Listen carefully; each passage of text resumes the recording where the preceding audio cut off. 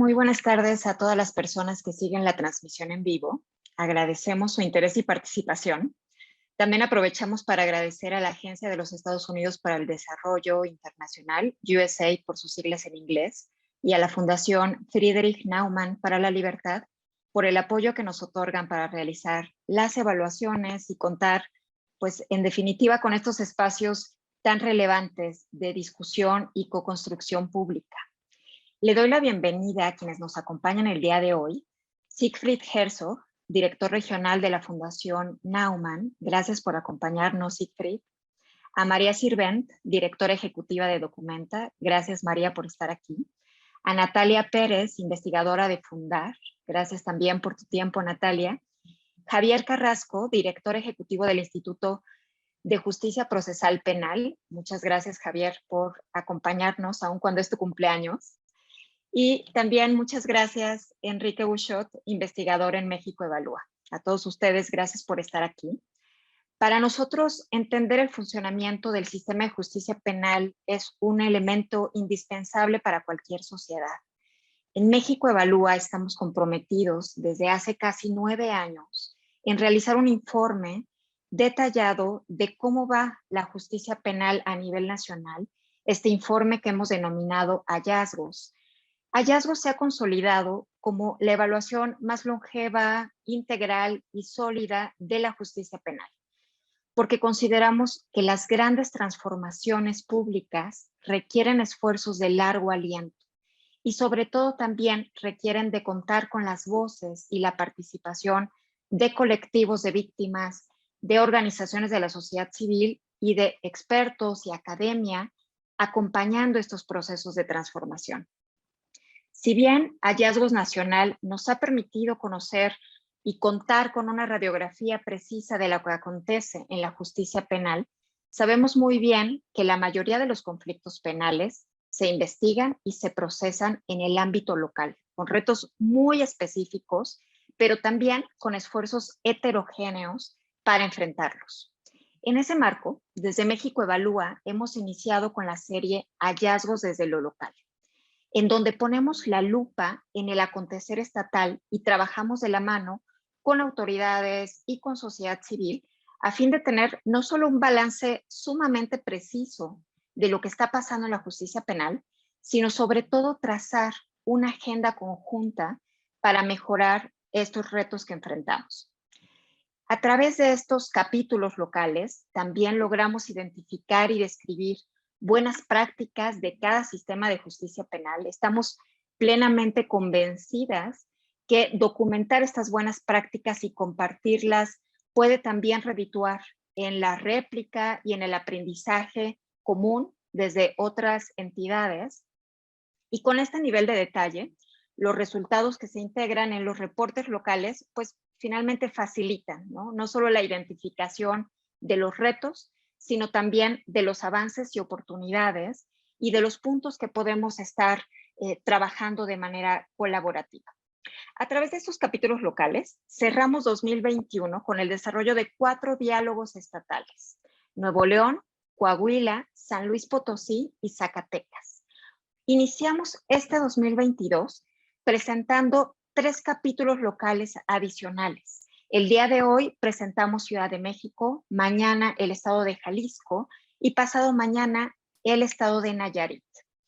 En cada uno de ellos vamos a identificar aquí de la mano con las personas que nos acompañan, pues el análisis real de qué es lo que está pasando en cada una de estas entidades, pero sobre todo cuáles son los puntos de política pública donde tenemos que poner los acentos y trabajar. Específicamente, y con esto voy cerrando, en la Ciudad de México, pues encontramos resultados que ahora nos va a presentar Enrique Buchot, pues un panorama general de lo que encontramos en la entidad, pero sabemos muy bien que es una entidad sui generis y que por tanto requiere de una reflexión precisa, ¿no? De qué es lo que está haciendo falta para mejorar pues la justicia que tanto demandamos. Y en este punto, recordemos que para garantizar el acceso a la justicia, el personal no solo debe de estar capacitado, sino también pues debe de estar integrado por personal suficiente, con personas que cubran las necesidades de la población. Y en este sentido, tanto la suficiencia de personal en el caso de ministerios públicos, de jueces, de defensores públicos, de peritos o incluso también de jueces de ejecución es vital para el desarrollo de los trabajos y para no alentar los procesos que tanto pueden impactar tanto a las víctimas como a la parte imputada. Así, el día de hoy, pues estaremos analizando qué es lo que encontramos en la Ciudad de México. Y con esto quisiera darle la palabra a Sigrid Herzog para que nos comparta un mensaje. Muchas gracias, Cristel. Y buenas tardes a todas y todos. A nombre de la Fundación Friedrich Naumann para la Libertad, les doy la más cordial bienvenida a este diálogo. Saludo también a nuestros ponentes de hoy, agradeciendo su apertura para colaborar y participar en este evento. Felicito a México Evalúa por la organización de estos diálogos, ya que demuestran la relevancia y el impacto de hallazgos. Como parte de la séptima edición del reporte de hallazgos 2019, México Evalúa inauguró una nueva etapa en la evaluación del sistema, la incorporación de la perspectiva local. Me parece que dicha perspectiva ha sido clave, ya que la Fundación Friedrich Naumann para la Libertad coopera con México Evalúa desde hace algunos años en el proyecto de hallazgos. Juntos hemos recorrido puntos de mejora en diversos estados. Sin embargo, la realización de hallazgos desde lo local ofrece un nivel de análisis detallado en el que la participación de la sociedad civil y la buena voluntad de cooperación de las autoridades es clave. Hallazgos es una de las publicaciones más relevantes para el país. Es un referente del sistema penal acusatorio en México y de los índices de impunidad. El interés público a través de los medios está impresionante. Cada año también es clave consultar el ranking de avance de consolidación del sistema de justicia penal para ver los avances logrados o esfuerzos de coordinación interinstitucional en estados como Ciudad de México. Quisiera recalcar mi agradecimiento por la disposición de las autoridades y por la dedicación de la sociedad civil para trabajar en este tema. También, por último, felicito de nuevo al equipo de investigación de México Evalúa por realizar este trabajo y por la organización de este diálogo. Muchas gracias. Muchas gracias a ustedes, Sigrid. Definitivamente el apoyo de la Fundación Naumann ha sido vital para poder hacer sostenible este trabajo y qué mejor que ahora podamos desarrollarlo de la mano con distintas organizaciones a nivel local, ¿no? Y aterrizar no solo el diagnóstico y la evaluación, sino trazar de manera conjunta pues, agendas públicas, ¿no? Que nos lleven con efectividad a atender los retos. Ahora, Enrique, no sé si pudieras apoyarnos compartiendo los principales resultados. Muchas gracias, Cristel, muchas gracias a todos. Sí se ve, ¿verdad? Siempre tengo esta duda, como yo no veo. Bueno, dentro de los hallazgos que encontramos para la Ciudad de México para el 2020, pues bueno, primero el contexto en el que se desarrolla el sistema. Hubo 33.344 víctimas por cada 100,000 habitantes. En 2019 fueron 37.254, es decir, hubo una ligera reducción en el número de víctimas. Y el 39.7, el 40% de los hogares en la Ciudad de México fueron víctimas de un delito, es decir, 4 de cada 10. Ahora, no todos los delitos se cometieron en la misma forma y bueno, no siempre todo es homogéneo. Los delitos que incrementan son la violencia familiar, con un 7.7% de incremento. Cabe recordar que el encierro debido a la pandemia pudo tener un alto impacto en la comisión de este delito, igual que en el de amenazas, que incrementó un 3.7%. Por otro lado, el robo disminuye en un 28.8%, aunque se mantiene como el delito de mayor frecuencia. Y el narcomenudeo mostró una reducción del 12% con respecto a 2019. Habría que entender cuál ha sido el impacto, por un lado, del contexto en el que vivimos, de encierro por la emergencia sanitaria, y por otro lado, el actuar institucional. Ahora, esto son los delitos que fueron efectivamente reportados, aunque la cifra negra, es decir, los delitos que se cometen y no han sido denunciados en la Ciudad de México, es del 94%.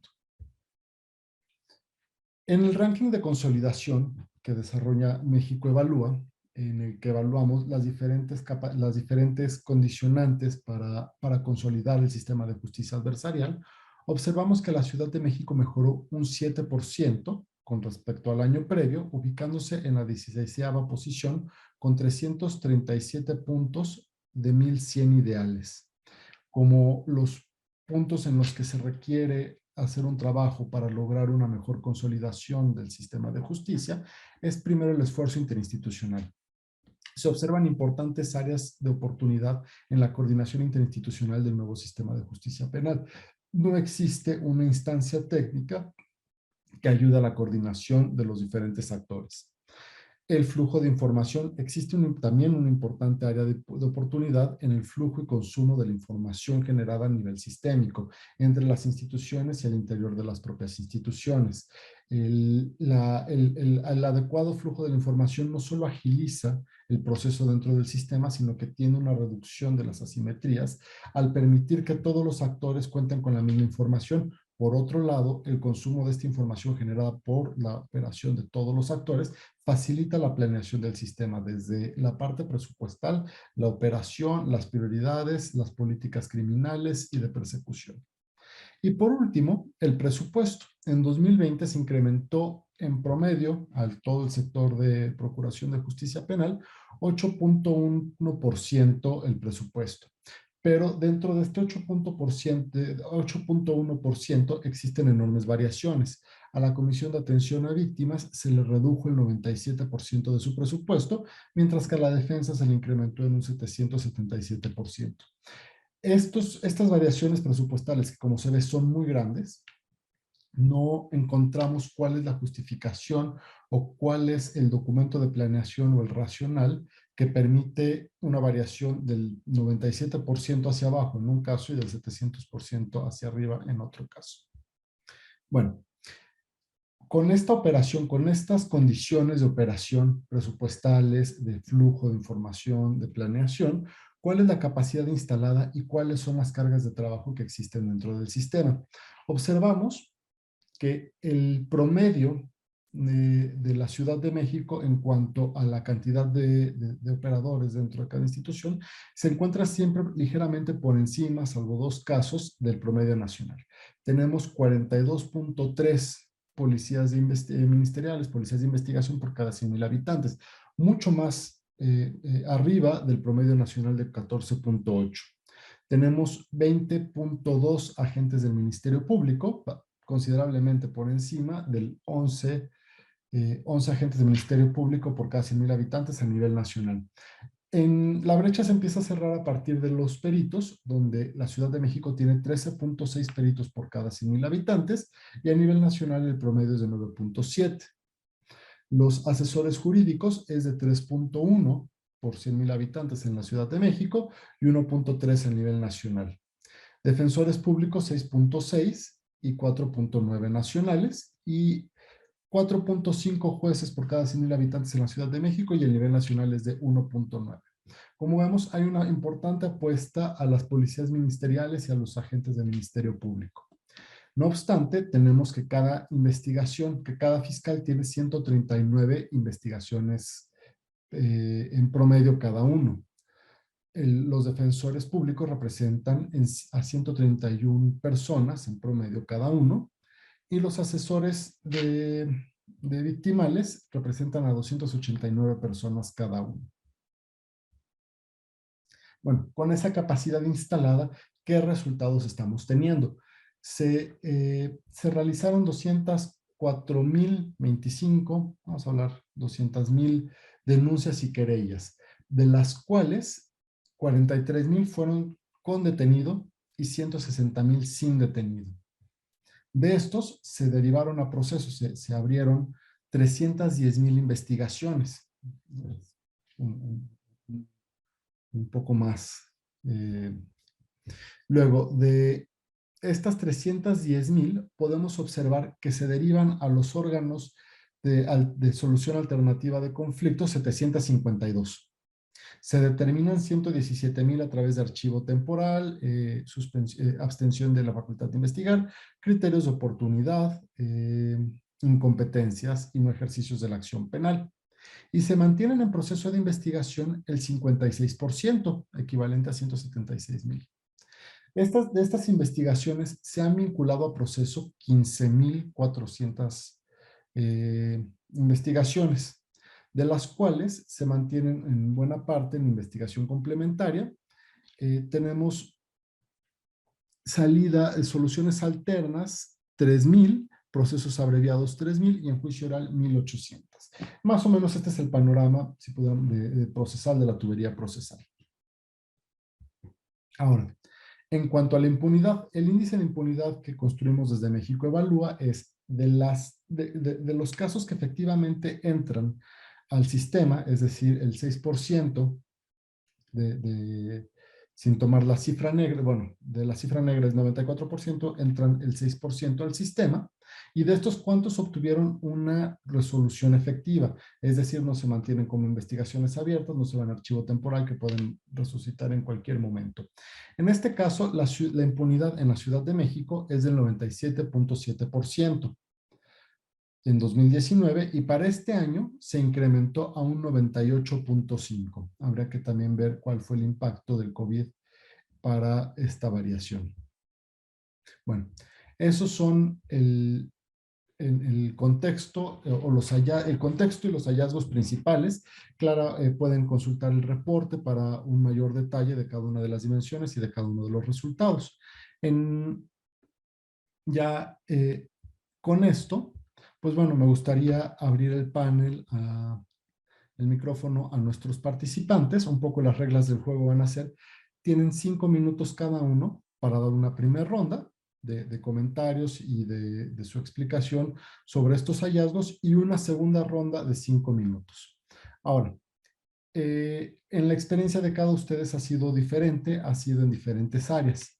Y la justicia o la calidad de la justicia no es absoluta, no es todo está bien o todo está mal. Hay una serie de matices, hay matices por instituciones, hay matices por momentos, por etapas.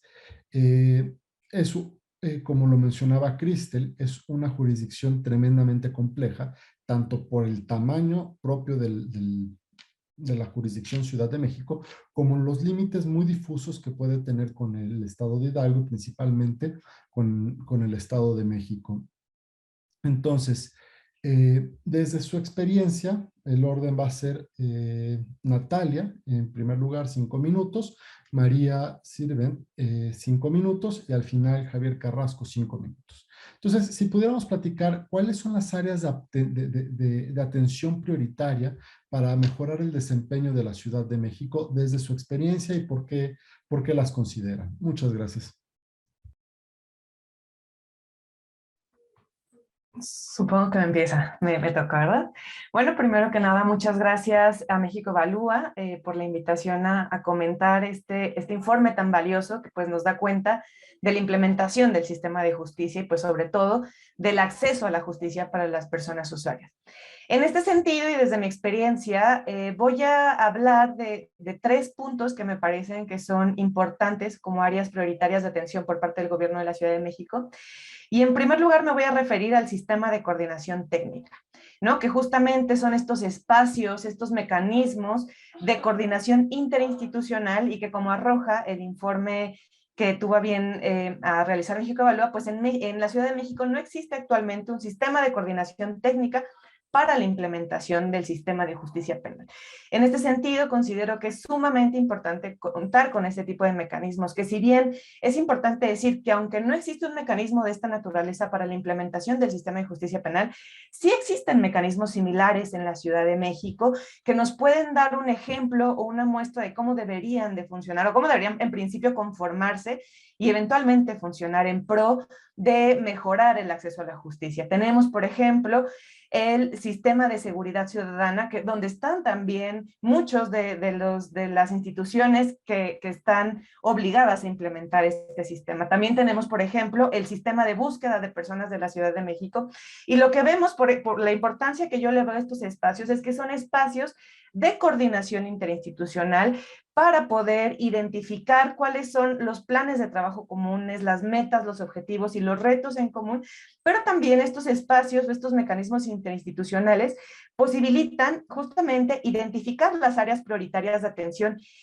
comunes a todas las instituciones que deberían de participar en la implementación, permiten también identificar, proponer, construir incluso políticas públicas, lineamientos, convenios de colaboración y diversas acciones que justamente tengan una incidencia o una repercusión en la prevención del delito, en el seguimiento a la incidencia delictiva, también en identificar las causas estructurales y cuáles son, por ende, las actuaciones o las acciones que cada institución debería adoptar, y pues cómo esto se podría traducir eventualmente en una mejoría en la atención de los usuarios que acceden al sistema de justicia penal. Entonces, en este sentido, me parece que es sumamente importante que en la Ciudad de México se apueste a crear un mecanismo especial de coordinación para poder implementar y dar seguimiento y evaluar la implementación del sistema de justicia penal. Como un segundo componente o un área prioritaria, identifico pues justamente el establecimiento o el fortalecimiento de los sistemas tecnológicos de información, que como lo vemos está contemplado en la normativa de la Ciudad de México, pero que incluso también, pues bueno, justamente la reforma del 2008 nos trajo nuevas formas de atender la justicia en México, y una de ellas pues es utilizar las herramientas tecnológicas al servicio del acceso a la justicia. En este sentido, pues identificamos o vemos la importancia de estas herramientas tecnológicas, cómo se enuncia, cómo se narra precisamente en el informe de hallazgos, que pues estos sistemas informáticos tienen una multifunción para poder mejorar el acceso a la justicia, para poder mejorar la sistematización y el registro de la información. En este sentido, pues vemos que los sistemas de información sirven como herramientas de gestión para poder tener un control y un seguimiento de las carpetas de investigación. También sirven como herramientas de planeación justamente para poder organizar la información de los distintos casos, carpetas de investigación, para poder organizarlas. Por supuesto que también estas herramientas o estos sistemas de información sirven como una herramienta de investigación para poder tener el registro no solo del total de las víctimas, sino de el tipo de incidencia delictiva, para poder identificar patrones delictivos, patrones geográficos donde ocurren determinados fenómenos delictivos. Entonces también es importante esta herramienta, y finalmente pues también como una herramienta de control interno y de supervisión de la propia actuación ministerial, judicial. Entonces, en este sentido, pues poder apostarle a fortalecer estos sistemas, que como lo vemos en el informe de hallazgos, de todas las instituciones evaluadas, quien cumple con la mayor parte de estos requerimientos es el Tribunal Superior de Justicia. Sin embargo, hay que seguir fortaleciendo estos sistemas informáticos en otras dependencias como la Fiscalía, como la SEAP, como la Defensoría, porque esto además posibilita no solo el trabajo interno de las instituciones, sino el intercambio de información y por ende pues mejorar el trabajo interinstitucional para la atención de la problemática. Y pues nada más para cerrar, pues esto eventualmente se tiene que traducir también en la transparencia, en la rendición de cuentas y en mejorar la participación ciudadana y el acceso a la justicia. Y yo hasta aquí lo dejo. Muchas gracias. Muchas gracias, Natalia. Muy interesante tu participación. María, por favor. Bueno, pues también buenas tardes. Muchas gracias por haberme invitado. La verdad es que me parece súper atinado que México Evalúa haya pues emprendido esta misión de empezar a hacer los hallazgos desde lo local, donde pues la complejidad de los problemas sí son muy diferentes. Lo primero que yo detecté en la publicación es que los resultados me parecen muy parecidos a lo que veíamos hace algunos años. Si bien ahorita que los presentaste, Enrique, sí hay alguna variación, pero no me parece que hay mucho avance. Y eso pues es un poco preocupante. Bueno, de las áreas prioritarias de atención yo también identifiqué 3. que me gustaría como resaltar, aunque pues bueno, hay muchas, ¿no? Pero la primera es los ministerios públicos. El problema con ministerios públicos y las fiscalías, ¿no? De acuerdo a los hallazgos, sigue siendo la institución de justicia en la que hay más desconfianza. En específico, pues con los ministerios públicos, ¿no? Por un lado, tenemos una ciudadanía en la Ciudad de México que sigue sin ir a denunciar un delito. Ya vimos ahorita los datos. En 2019 se denunció un 8.4 de los delitos. Es interesante, porque si lees la encuesta, la ENVIPE, se encontró que las razones por las que la gente no va a denunciar, por un lado es porque no quiere perder el tiempo y por otro lado es porque hay una desconfianza en las autoridades. Yo, la verdad, al leer esto en los hallazgos me sentí identificada completamente. En la Ciudad de México, la confianza en las instituciones es casi nula. El índice de confianza en las autoridades, pues ya lo vimos, ¿no? Es un 25.3%, y me sorprendió mucho ver que hay mucho más confianza en autoridades a nivel federal, en la Fiscalía General de la República, en la Policía Federal. Se me hizo un contraste interesante. Entonces, ¿por qué creo que es un área prioritaria que se debe de atender los ministerios públicos? Porque sí creo que sigue siendo la efectividad en las investigaciones de la policía y el Ministerio Público, lo considero el mayor reto, por lo que sí lo pongo en un primer lugar de área prioritaria, ¿no? Que se debe de atender la efectividad de las investigaciones, ¿no? La atención desde estos primeros momentos. El segundo reto y área prioritaria, más bien el segundo área prioritaria que encontré que me gustaría resaltar es el uso de las medidas alternativas de solución de controversias. Son un área prioritaria, pero también un área de oportunidad, ¿no? Porque constituyen pues un instrumento idóneo para poder resolver problemas más rápido, más económico, en donde ambas partes ganan, en donde, bueno, creo que conocemos las bondades y creo que es un área aparte es crucial en el sistema acusatorio. ¿Y qué vemos en la publicación, en los hallazgos que aquí estamos presentando? Pues que en la justicia alternativa, en la sede ministerial, área de oportunidad, es una gran área de oportunidad, porque solo un 0.2% de las carpetas iniciadas en el 2020 se derivaron a órganos especializados para la resolución de conflictos, de las cuales solo se resolvieron por un medio alternativo un 24.7%.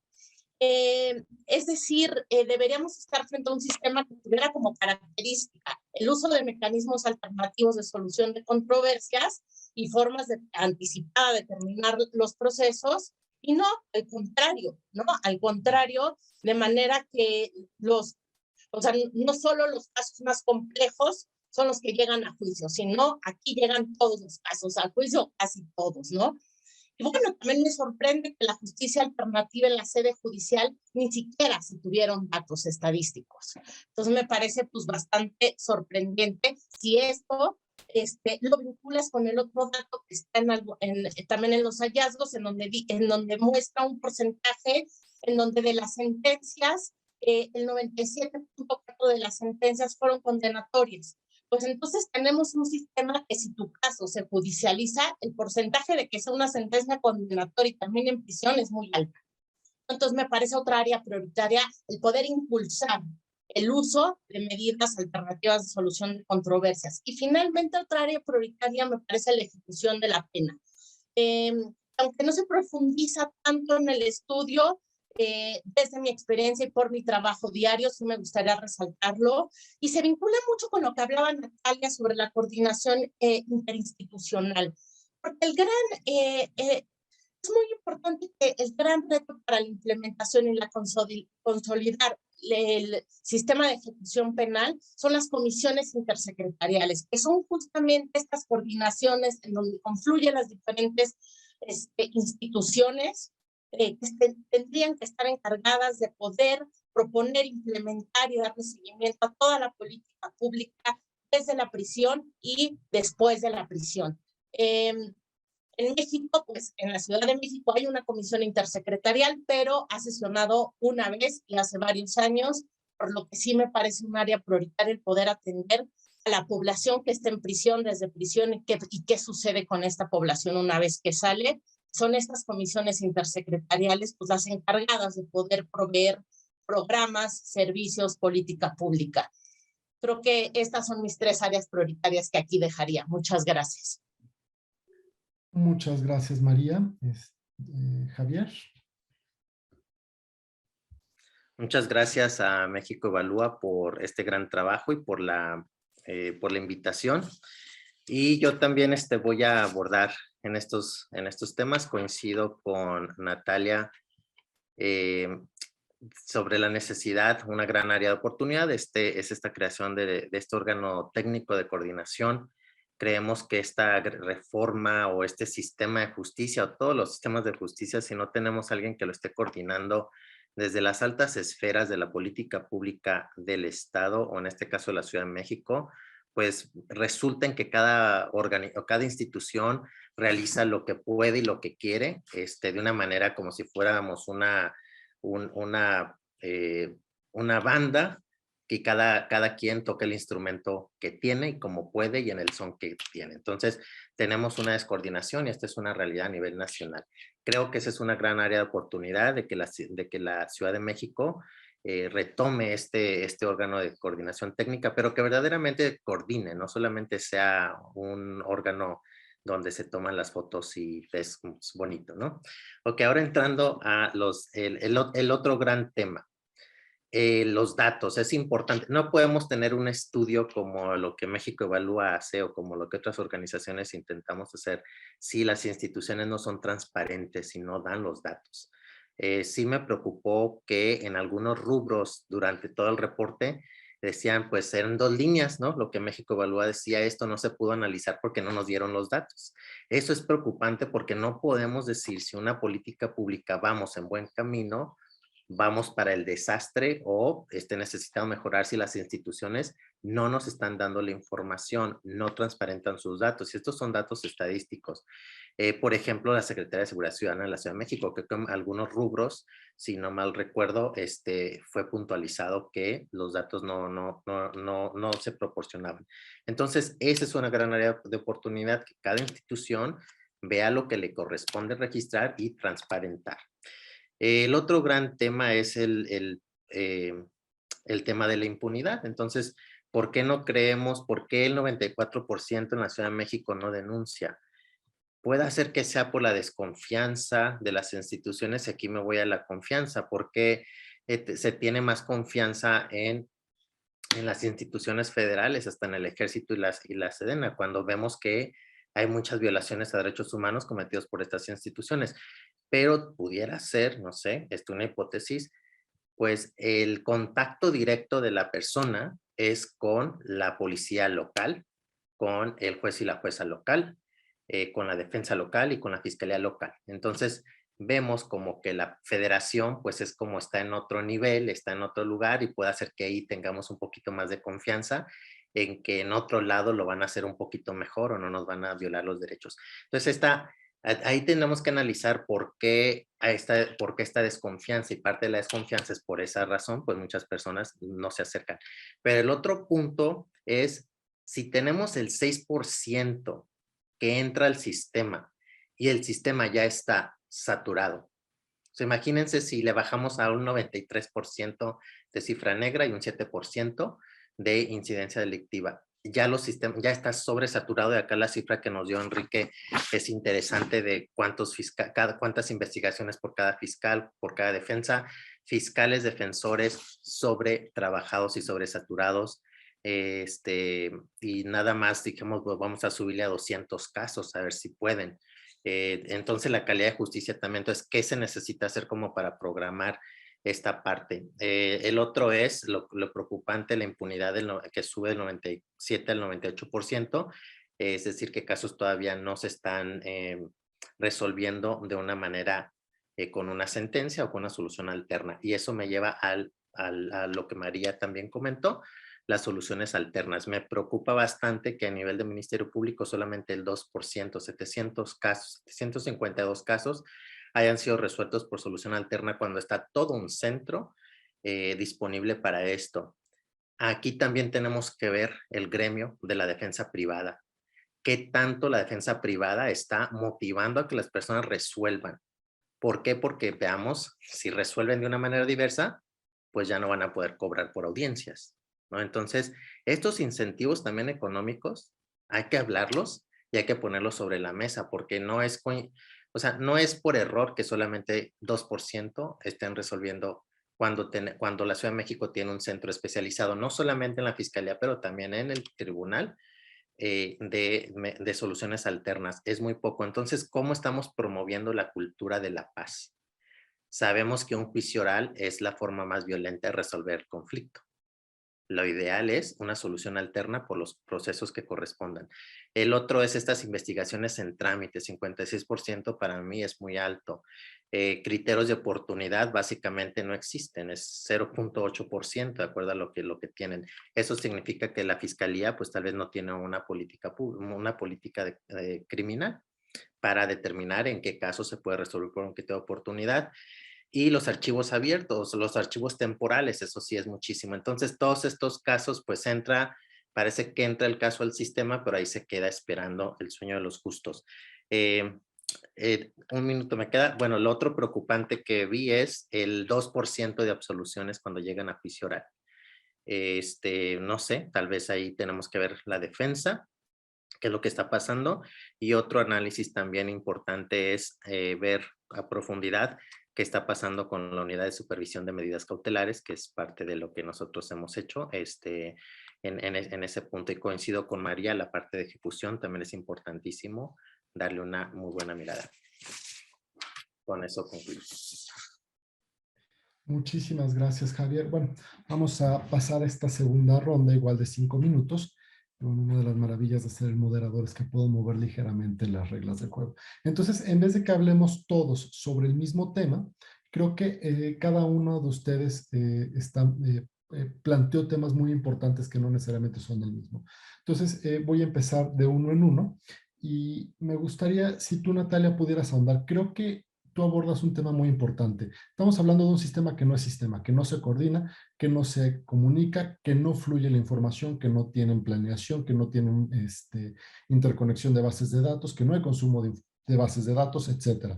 Y lo que lo define como sistema son las interconexiones, las comunicaciones y el flujo de información.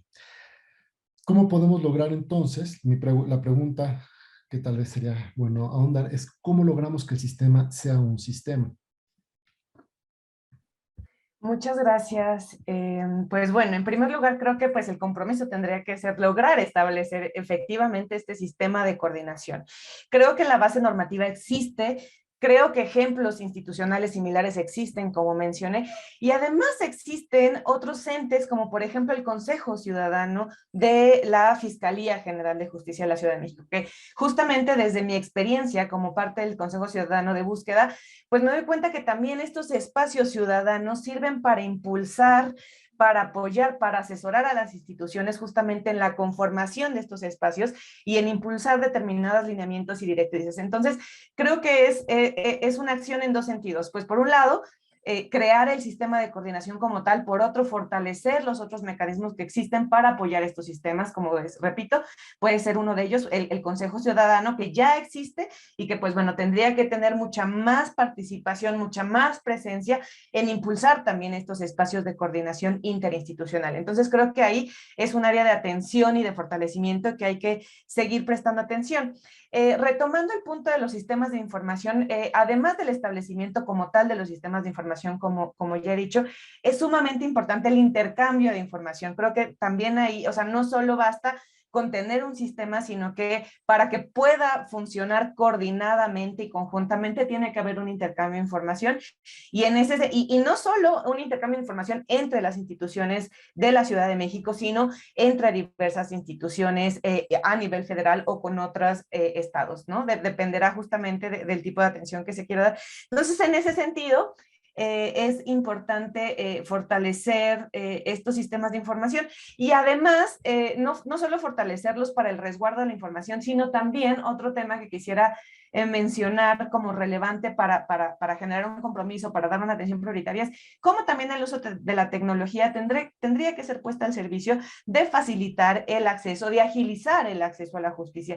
Justamente veíamos el día de ayer cómo ocurrió una protesta por parte de abogados privados afuera de las instalaciones del Tribunal Superior de Justicia, justamente quejándose de que pues estos sistemas de información, estos sistemas tecnológicos, lejos de agilizar el acceso a la justicia, han venido a alentar, a alargar el acceso a la justicia, alargar el sistema de citas. Entonces también es un tema súper importante, porque ahora tenemos la tecnología, tenemos las herramientas, pero ahora ¿cómo hacemos que estas herramientas funcionen efectivamente en beneficio del acceso a la justicia de los distintos usuarios?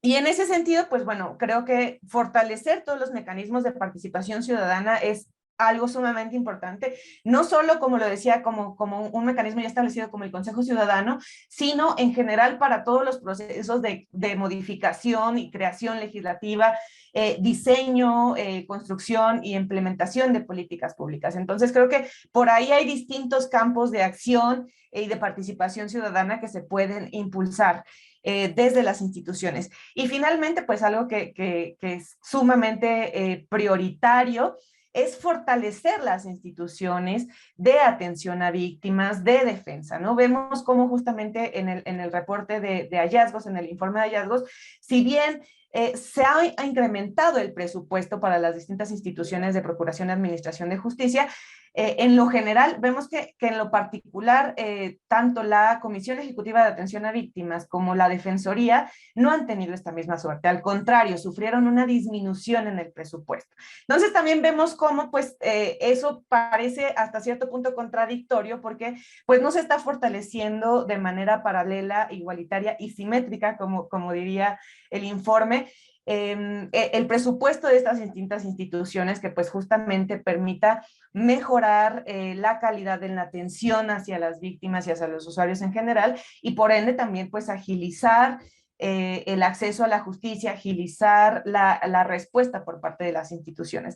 Entonces, en ese sentido, pues muy particularmente también un compromiso que tendría que ser adoptado desde el gobierno de la Ciudad de México, pues es fortalecer el presupuesto y por lo tanto también el personal que atiende a las víctimas de la Comisión Ejecutiva de Atención a Víctimas, fortalecer también el presupuesto de la Defensoría y también pues si bien ya sabemos que se ha fortalecido el presupuesto de la Fiscalía General de Justicia, pues también asegurar que este presupuesto sirva para el fortalecimiento institucional, que esto se traduzca en el mejoramiento del acceso a la justicia, que se traduzca en mayor personal, que se traduzca en menor tiempo en la resolución de trámites y pues también que se traduzca en mejorar las herramientas tecnológicas que justamente ya existen y que de una u otra forma han permitido en ciertos casos agilizar este acceso a la justicia. Entonces yo lo dejaría hasta aquí y pues nuevamente agradezco la invitación para participar en este evento. Muchas gracias. Muchas gracias, Natalia. Pues sí, primero hay que empezar a entender el sistema como sistema. Me pareciera obvio. María, bueno, tú planteas varios temas.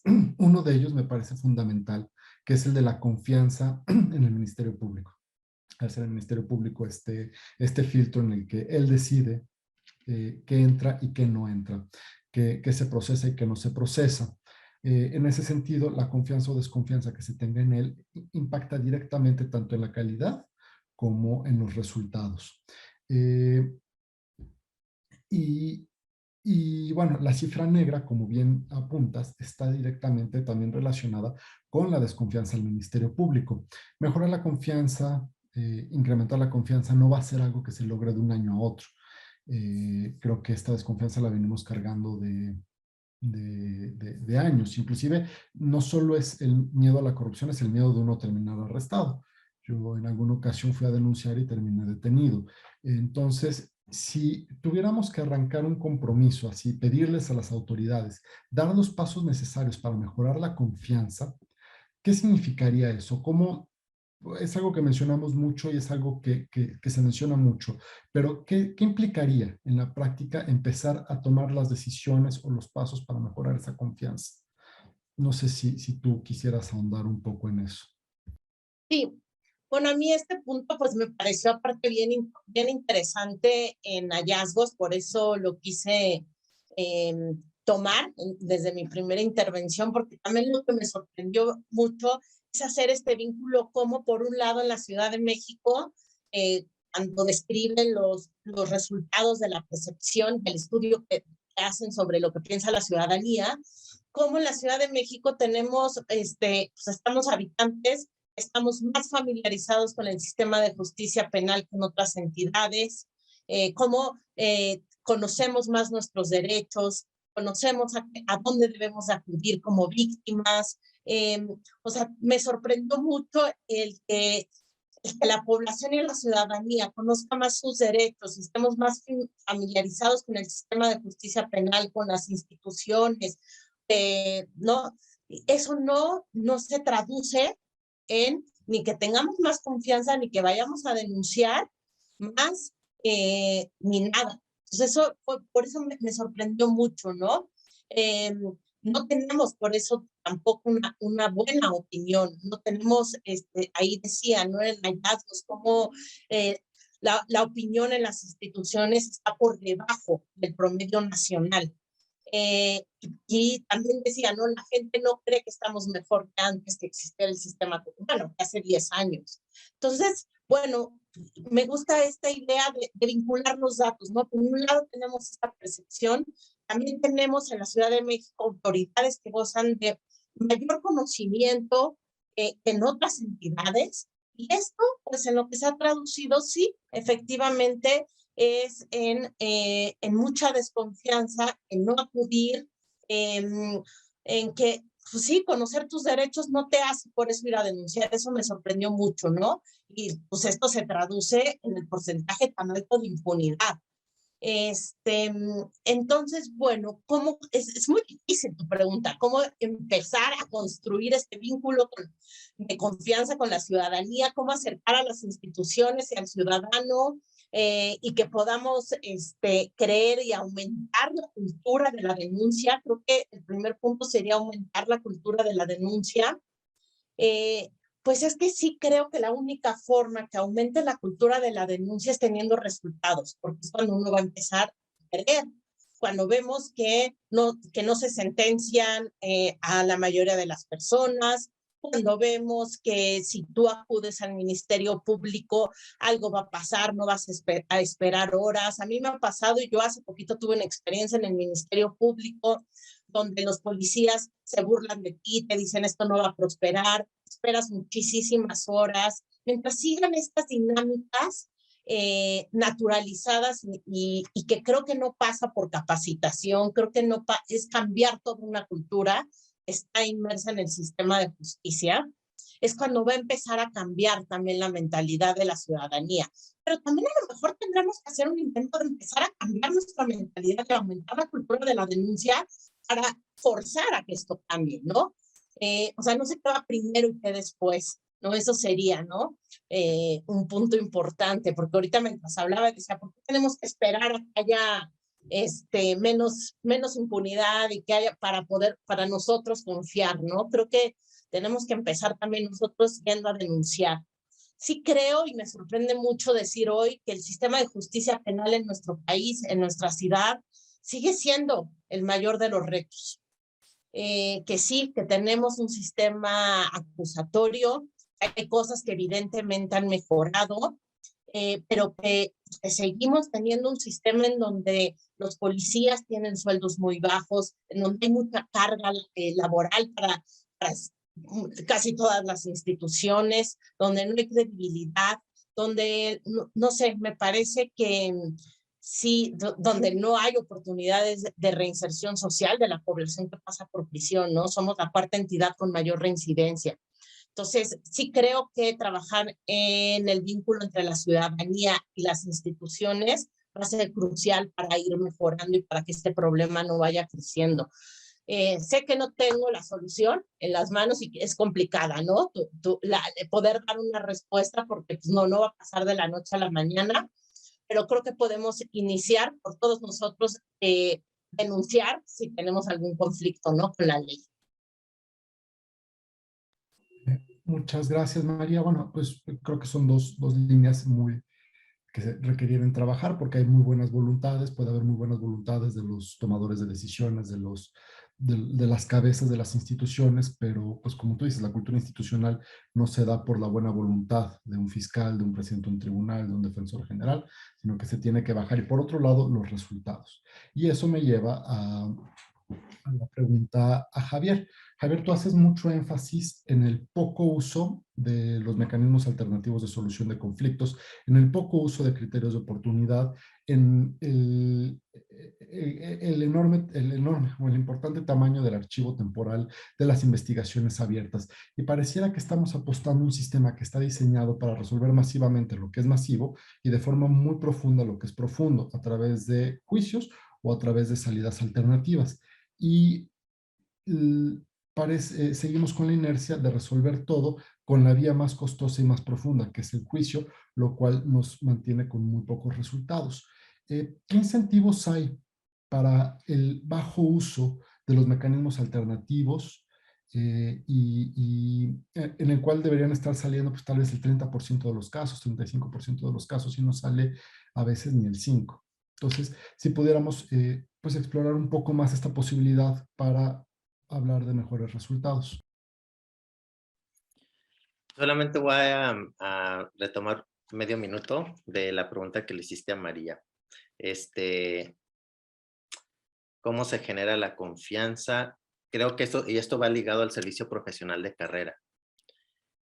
Mientras la cultura institucional no cambie, no importa qué sistema le pongamos o qué letrero le pongamos allá afuera, la gente no va a confiar en la institución. Entonces, mientras las instituciones no vean que lo que están ofreciendo es un verdadero servicio, por eso se llama servidor público, y que ese servicio debe ser de calidad, pues va a ser como si tuviéramos un negocio, tenemos 2 tortillerías, en una te tratan muy mal, te dan la mitad de lo que debe ser, y en la otra te hablan bien, te tratan como un ser humano, te ven a los ojos, te dan el producto que pides y son rápidos. Naturalmente, ¿cuál es el que va a sobrevivir? Pues el que te trata bien, y ese es el que le vamos a tener confianza para acudir a esa institución. En este otro, pues desgraciadamente, el propio sistema lo va a expulsar. En la justicia penal, desafortunadamente, no tenemos esa opción. Tenemos las instituciones públicas y es lo que hay. Entonces, creo que sí debe de haber mucho trabajo en el servicio profesional de carrera para esta cultura de un verdadero servicio empático centrado en la dignidad humana de todas las instituciones. Cuando eso empieza a cambiar, entonces las víctimas van a decir, me tratan bien, es rápido, no voy a entrar y voy a salir detenido o regañado. Y eso nos lleva también a estos mecanismos. ¿Por qué son tan bajos en la Ciudad de México? No sé, hay diferentes hipótesis, pero ¿cuáles son los incentivos? Tendremos que investigar si hay incentivos perversos en las instituciones para mantener investigaciones abiertas. Y así decimos que estamos sobrecargados de trabajo. Entonces, si tengo 100 casos y solamente un 2% lo resuelvo con un MASC, un 50% digo que la tengo abierto, o sea, la investigación está abierta, y aparte todos los que se sumen, pues entonces puedo justificar que estoy sobresaturado, cuando en realidad estas investigaciones abiertas no se está haciendo nada, ¿no? No se mueve un dedo en esa investigación abierta porque está ahí esperando a que alguien venga a decir yo sé de ese caso, y eso no va a pasar. Pero estadísticamente, entonces se ve como que las instituciones están sobrecargadas. Y sí sería interesante como analizar verdaderamente en esas investigaciones abiertas qué se está haciendo, porque si no se ha hecho nada por años, pues no va a llegar una persona a decir que sabe algo de esto.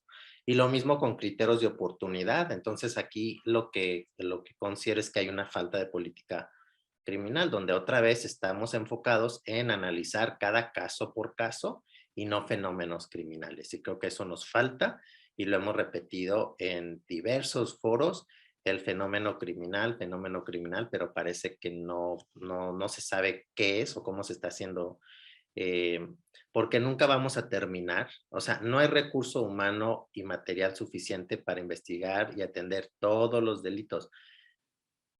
Por lo tanto, lo que se recomienda es este análisis de fenómenos criminales, una buena política criminal bien definida, y ver cómo este servicio profesional de carrera verdaderamente transforma a las personas.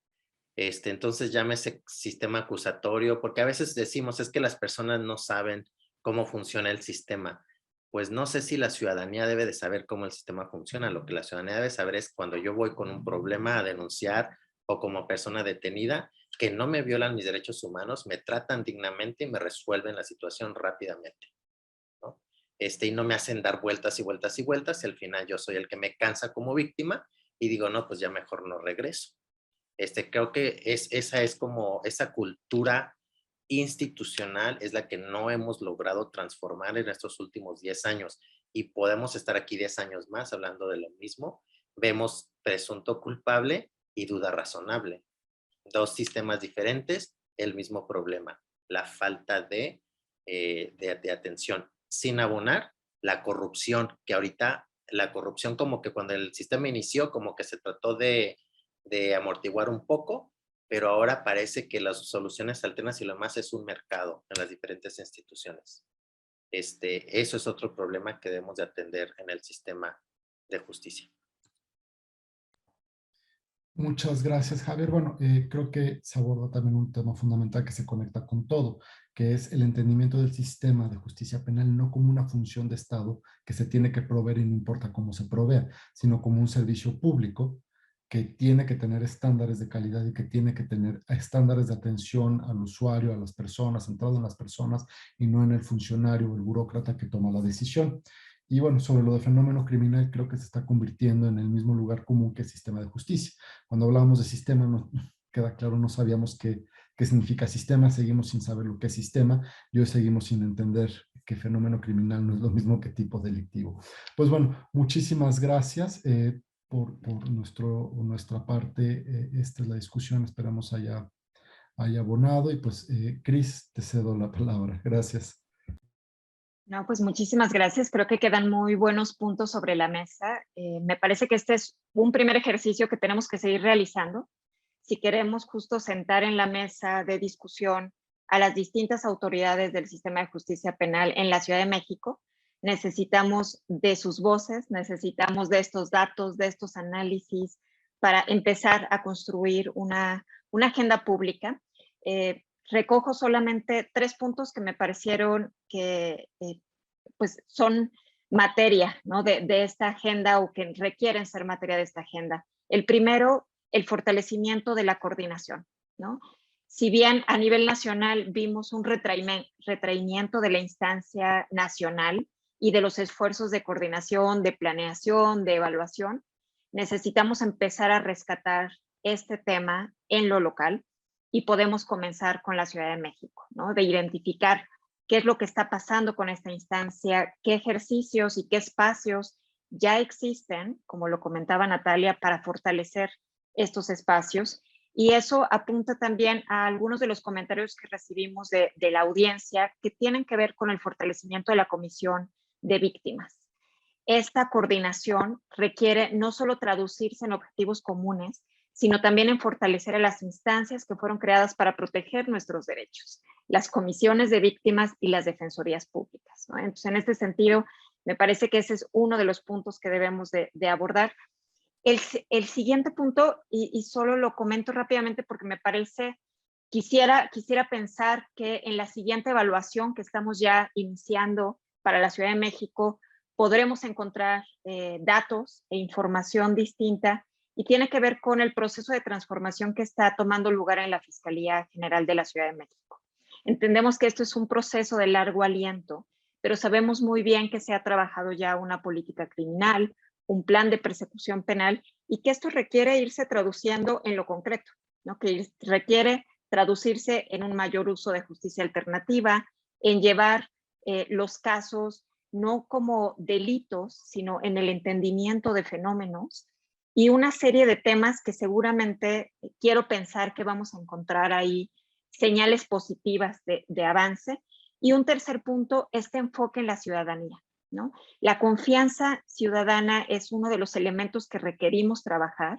Si bien ahora tuvimos una encuesta que nos permitió ver cómo observa el ciudadano común a las instancias de justicia penal, pues necesitamos empezar a trabajar con estas instancias para que el sistema por medio del cual se recaban denuncias de forma electrónica o este sistema que tiene también el Poder Judicial tengan esta perspectiva ciudadana y puedan empezar, ¿no?, a establecer un puente de diálogo mucho más estrecho con la ciudadanía. Me parece que ahí hay varios temas en la agenda. Les agradezco mucho su espacio, agradezco a las personas que nos siguieron en la transmisión y pues seguimos la discusión. Muchas gracias. Gracias. Muchas Gracias a gracias. ustedes. Muchas Gracias. Gracias a todos.